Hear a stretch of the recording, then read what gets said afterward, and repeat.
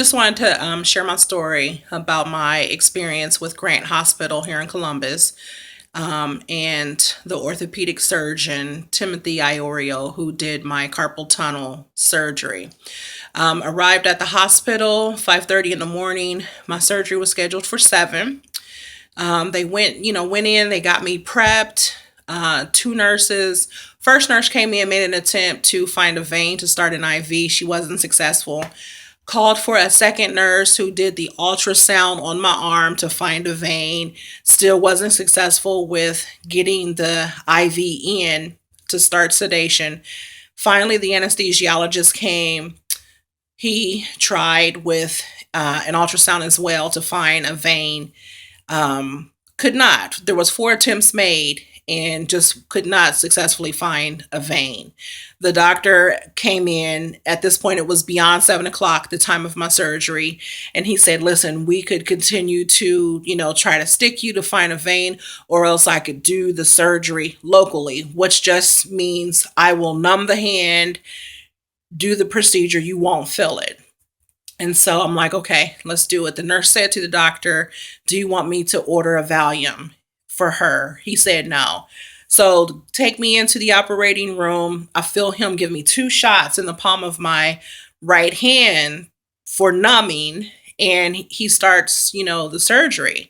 And so, towards the end of the surgery, I'm starting to feel the pain. I get this large, which felt like an electrical current, run down from the palm of my hand to the tip of my finger. And I yell out, I start to scream in pain. And then I feel this excruciating pain in the palm of my hand, and I'm screaming and I'm crying.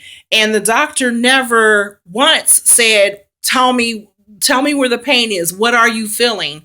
But instead, he encouraged me, hold on, hold on. I'm almost done. I'm just about done. He said, I can't put any more in there or I can't see what I'm doing. So I'm laying there on the operating table, feeling some pain from this carpal tunnel surgery. My blood pressure at that point was 200/100. I'm laying there like I could have a stroke right now and die.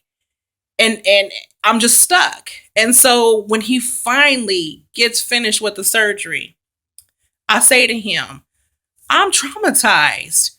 He's like, I'm traumatized too.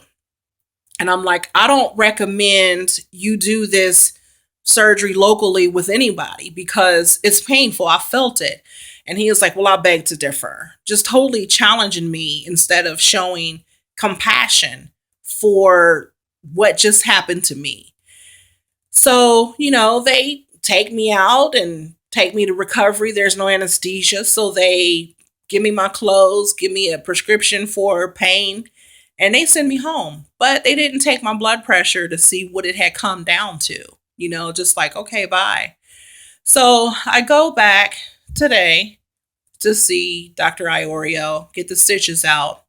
And what has happened is there's 2 areas on my hand that is numb now that was not numb or an issue prior to my surgery. Right here on my thumb is numb. In the palm of my hand, where I felt the pain while the surgery was going on, is numb as well. 10 days after my surgery, my hand is still swollen. So he assures me this is normal. This is just part of the healing process. And I'm like, to have numbness in areas that wasn't an issue before is normal. And he was like, just give it time. So I tried talking to him about the surgery, the pain that I felt, and why no apology was offered to me. And even today, an apology for my pain was not offered. What he reluctantly offered to me was, I apologize that you felt traumatized. And I just thought, a sincere apology would have gone a long way with everything that happened. just a sincere apology.